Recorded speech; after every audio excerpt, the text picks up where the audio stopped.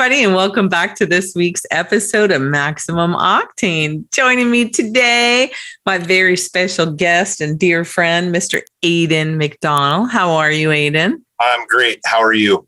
I am just fantastic as always. I get to live my dream and have all my passion projects like this and work with people like you. So it doesn't get any better than that, does it?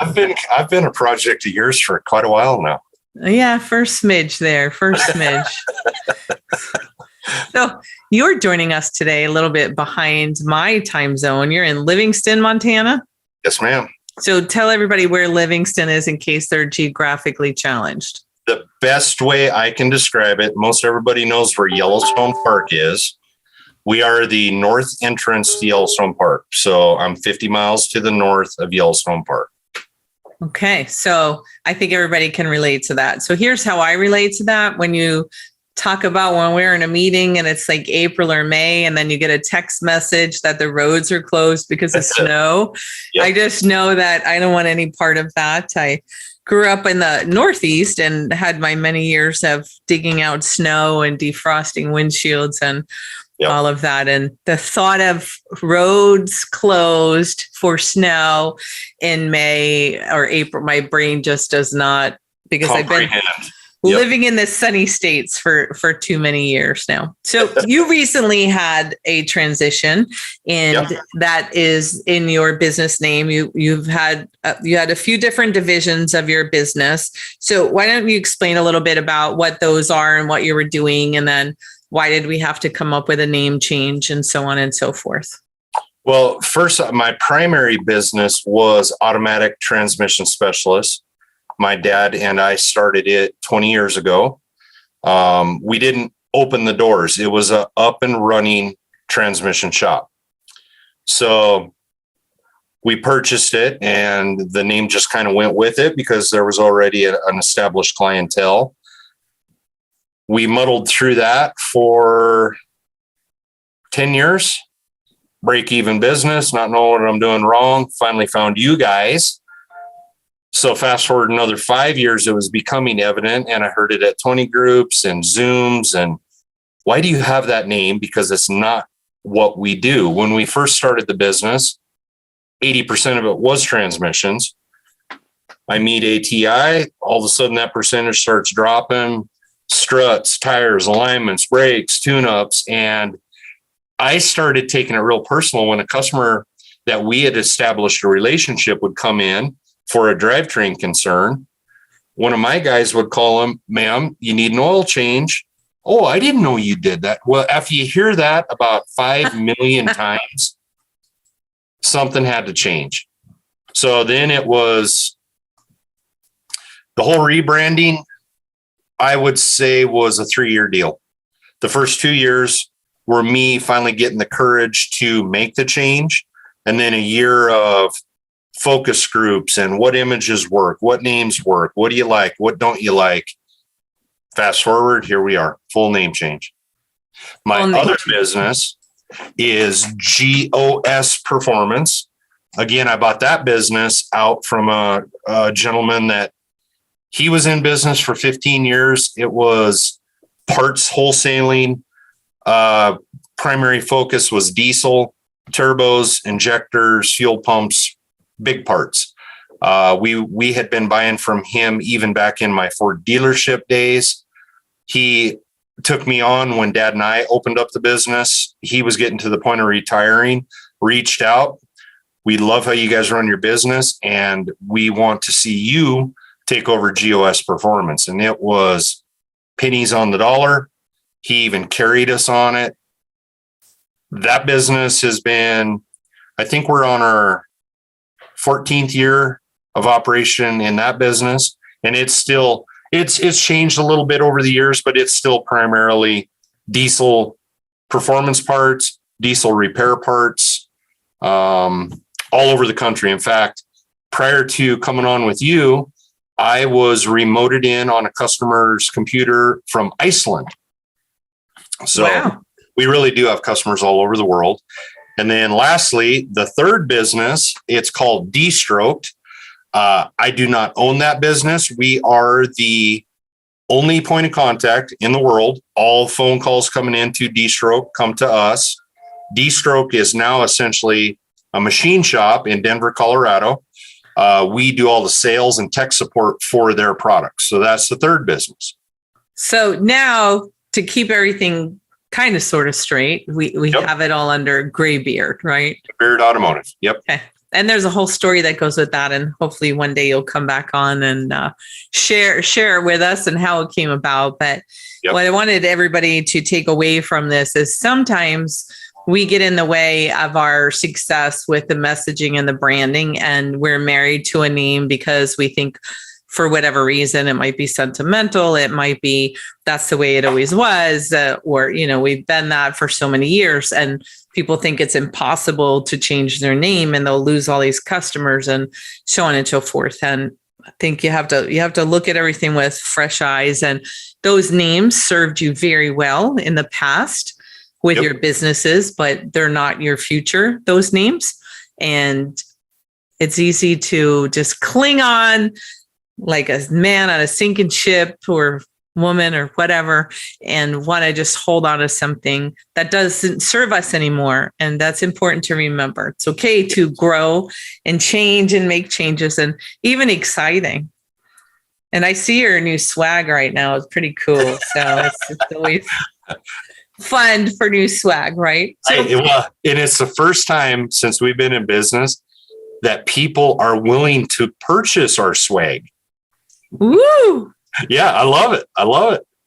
Very, very on trend, the look. So obviously you've been navigating 3 different businesses for a long time now, and some without the best name and some confusion on what you do with the branding and all, but you've managed to grow your business and prosper and expand and all of that. So obviously there were things that you are doing well and that help that. So what's something that my listeners can do immediately to enhance their life or business? So for me, and this is not branding related, I can't even say it's really business related. I was really good at going to a 20 group or going to ATI to a class and coming back with the fire. I'm on fire. We're going to do this. We're going to do this. We're going to do this. And I was really good at getting my employees buy-in. But what I wasn't good with was it never stuck. I would come back and implement something, get everybody's buy-in. We're on the same page. And because we didn't continually address it, whether it be through meetings, one-on-ones, I would say the average was 3 to 6 weeks. All of a sudden, the great idea is gone and we're back to normal again, or back to the old ways. Buck the system, buck the system, buck the system. It's evident that even with the best intentions, setting a meeting schedule, and in fact, we just had this meeting yesterday with my front end management team, that all too often we set up in a meeting, but we're in the trenches 8 hours a day. And a job goes south, or we didn't get an estimate done. And pretty soon the trench warfare takes priority over a meeting. And I've operated my business for so long where that was okay, because that's what keeps the doors open. We got to keep the customers coming in. For the first time in my life of owning this place, the meetings have to be more important than the trench warfare every day. And I hope that makes sense. Once I started sticking to the meetings, and I have a whole meeting schedule, all my employees have the same schedule. Once we started sticking to it, short of a family emergency or sickness, that meeting takes priority over anything that's going on in the business. That is just music to my ears, Aden, as you know. And consistency is everything. And the minute that you let things slide or don't get to it or can't get around to it, or some other fire blew up, you're telling everyone involved that this is really not important. 100%. We keep moving it, we keep changing it, we keep doing it. And if there's anything in the world that people need children, adults, everybody of all ages, is consistency. And they want to know how they're doing, what's next, right? And so Yep. it's crucial for anyone's success to stick to their meeting schedule and just their word. And I think a lot of people think when you get busy that it's okay to shift stuff around or just be like, we'll catch up on that later. We have this fire going, but the fires never go out. They never stop when you don't get control. No. And later never happens. No. Later never happens. And then the next week, a new fire. And pretty soon, when you realize that you've lost focus on what you were trying to do, you're starting at ground zero again. And this was a super conference, and I forget who the speaker was, but I think the day was 22 days. You need to repetitively do 22 days in a row for it to become habit. I disagree with that when it comes to meeting schedules, because it's not like we're doing that every day. This is every other week or every 2 weeks down the road. That's a bigger time frame. So for instance, my mentors and I do a book reading. We meet every Tuesday at noon. And for that to become habit, it needs to be over a 4 or 5, 6 month time period, not 3 meetings and it's habit.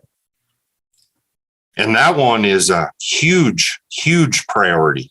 In fact, one of my techs, and I'm proud of this, I'm proud of him for it. One of my techs was injured 2-3 weeks ago.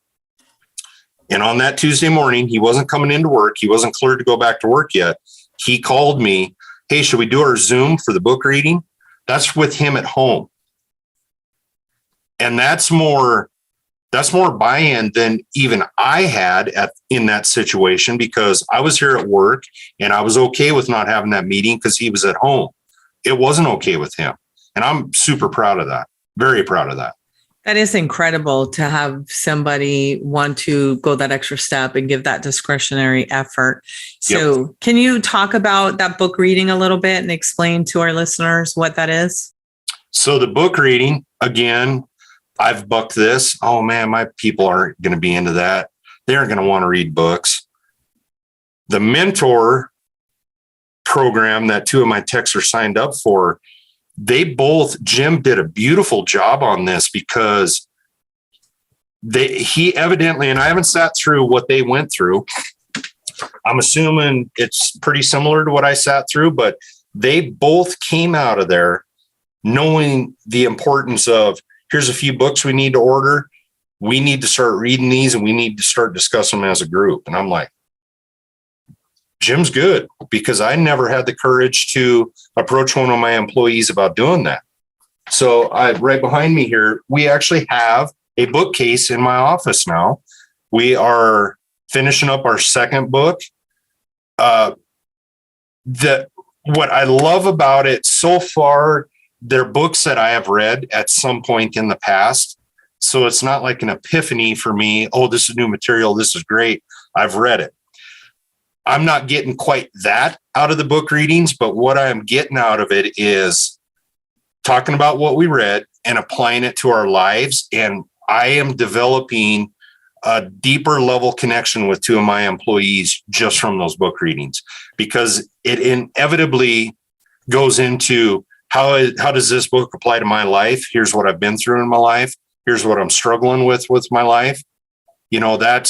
That's a deeper level culture than I ever thought we could have. So basically you're doing a little mini book club with your technicians who you're teaching, and you have them in a program to really become mentors, and along with being managers and all of that. Mm-hmm. The book clubs, I think in our industry, sometimes our industry gets a bad rap because people are like, they're mechanics or they're technicians. Yep. We're not about reading books. The technicians are very intelligent. They wouldn't be able to 100%. Do what they do without it. And so many times we shortchange them, and we think about doing books and other things just for management or the front office staff or whatever. And the technicians love it. They embrace it. And people just automatically dismiss a lot. And they're like, if I go out there and tell my techs we're going to start reading a book, they'll laugh me out of there. And They go Yep. out and they ask just for the heck of it. And they're like, yeah, they would love it. And it brings up such wonderful, rich conversations, as Yep. you said, and really helps to get to know them. So that is just fabulous that you're able to enjoy that with them right now, for sure. So listen, you have smaller children. Yep. You have a wife with a business. Yep. You have 3 businesses, basically. You are rebranding. You're becoming a much better leader and mentor yourself, learning to coach your people, learning to do so many things. Where are you finding the time for all this? Because that's a lot of things that I get in questions after a podcast, or even when I talk to somebody in coaching engagements. Like, that's easy for you to say, Kim, but where the heck am I supposed to get the time? I'm constantly putting out fires. It, doesn't matter where I am. I get, interrupted all the time. Somebody's always asking me for something or telling me something. So where do you find the time to do all these things? I had to finally, I felt like I was what's the best word for it? It was like a 5-gallon bucket with 100 holes. Okay. An octopus without a head. What? Yeah. I'm trying to think of the right analogy, but yes, 100%. And that's not going to change. That's part of owning a business. There's part of me that loves the chaos, loves the stress. That's one part of it. But for me to rebrand, it was evident that you have to prioritize time every day, not once a week, every day. Thank God I'm blessed with people that are on the same path as me, and I'm starting to delegate more of what I thought I had to do. For instance, I haven't talked to a customer one-on-one on the phone for an appointment in probably 2 years. 3 years ago, I thought that was impossible. I have not invoiced, billed. I still help with estimates, but I'm delegating work to where I can be an owner. Now, part of being an owner is I'm here every day. So I do get pulled into the trenches sometimes, maybe not with customers, but with my back end customers, I do. I had to slot time for me to be an owner. Slotting time to be an owner, 3, maybe 5 hours a day. That's where I had time to focus on rebranding. That is where I have time to focus on mentor meetings, front-end management meetings, family lunches. Those had to become a priority in my life in order to do this. So it is budgeted every day. If I come in and I'm in the trenches for 3 hours in the morning, okay, guys, I'm heading to my office. I close the doors and I do owner things.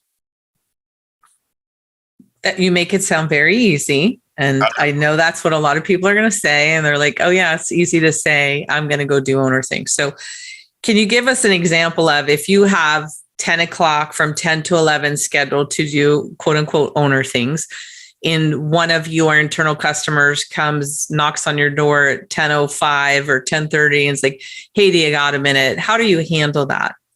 That's why I do shut the doors, and my front end is trained to, he's in a meeting, he's away at training. That I had to take it to that level for this to stick.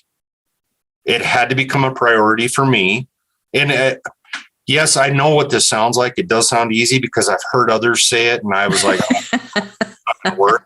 It's different here. You don't understand. You might be able to close your door, but where I am, it doesn't work like that.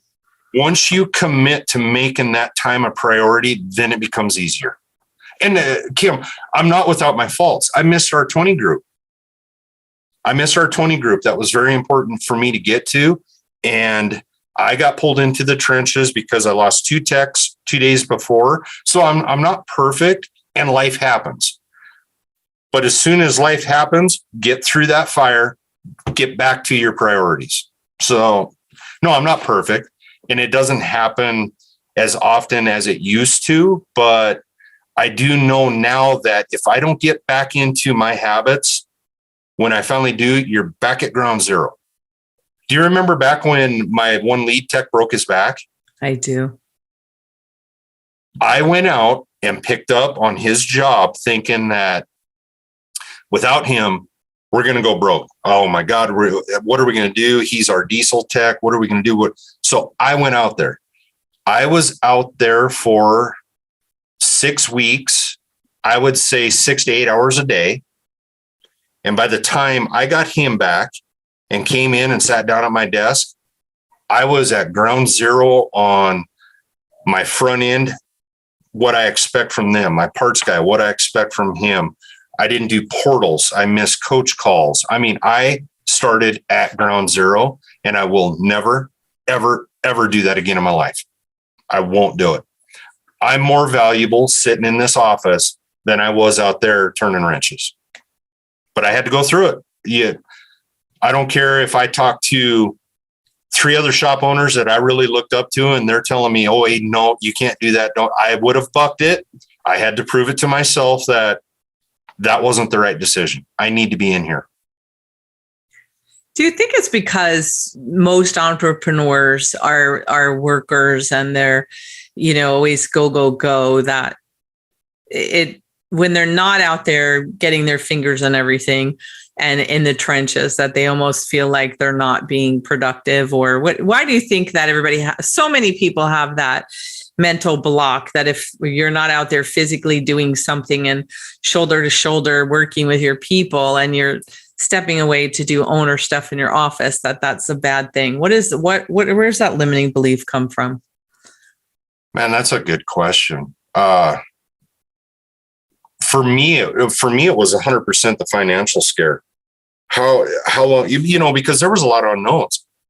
How well is he going to heal? How long is this healing process going to take? They're telling him 4 weeks into it, you can do a little bit of light duty. There's nothing light duty about working on a diesel. There's nothing. So when you say 4 weeks, does that really mean 2, 3, or 4? And I didn't have anybody filling the bench behind him. I didn't have younger techs quite ready to step into him overseeing what they're doing. I got caught with my pants down, and my first instinct is I'll just do it myself. But it was 100% financial based. That was where my fear was right out of the gate. Hindsight 2020, I lost more money. I would have been money ahead, him not producing anything. And how do I word this? Things just, no matter where I'm currently at in my life and in my business, I do play a role in how smooth things go. Not saying that they aren't capable of it, but as I kind of consider myself an auditor now, looking at work orders, feedback on reviews, and that all went to the wayside, and things started falling through the cracks. And by the time I got up here and started putting my fingers on things, I lost more money going back there than I did just making sure things were following processes on the front.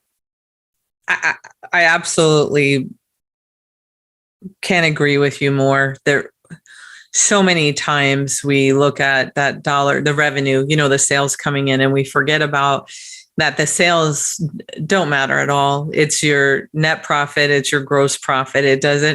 Those top line sales don't matter. And we get hung up with, oh my gosh, we're going to be X amount down in sales this week. But yep, you have to look at, what the bottom line is, and an owner not performing the CEO duties and, making sure things are running smoothly and planning strategy and what are you going to do with the capital and, growth plans. It's detrimental. And so you do lose a lot more money not being in that role as you are filling in. So I'm so glad that you mentioned that. Just even sitting here with you right now, it's been such a pleasure and inspiration to watch you over the years, because 5 years ago, 4 years ago, 7 years ago, you couldn't sit through 30 minutes without your phone ringing and blowing up and some kind of, oh my gosh, I have to take this from walking out of meetings to handle things. So I just, hats off to you. I'm not wearing a hat today, but if I had a hat on today, as you know, I like to wear a lot of them, I would take my hat off for you, because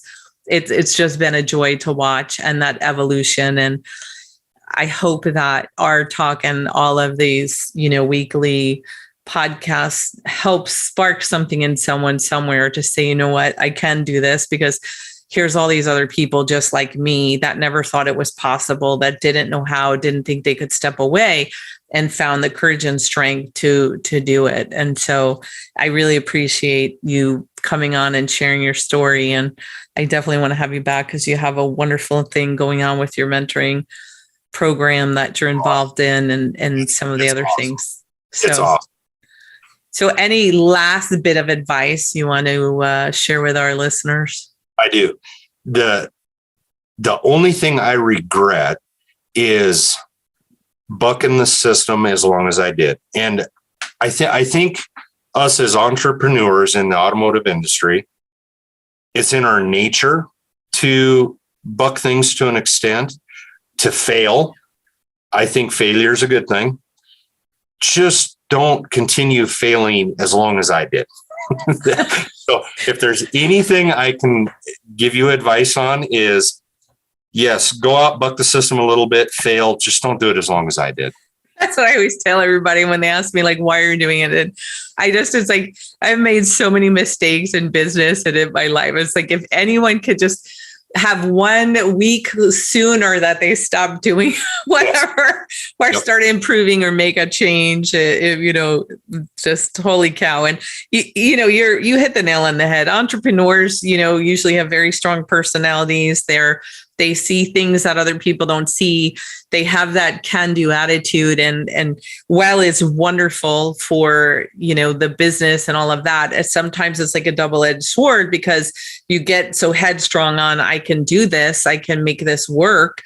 And it sometimes you can't. And you guys don't like to see that. So, well, thank you again for sharing your story. And I really appreciate you, and just love seeing your growth, and you're now mentoring other shops and sharing with them. They're coming to you, and I know that you really enjoy giving back, because you were the one asking all the questions a few years ago, very short time ago. And so I just, it's wonderful to see it go for full circle. So I will put your link for the business and stuff in the comments, because everybody needs to check out your new logos and all of that stuff. It's very awesome. So thank you for sharing, Aden, today. And everybody stay safe, make good choices, and stay inspired. And we'll be back next week.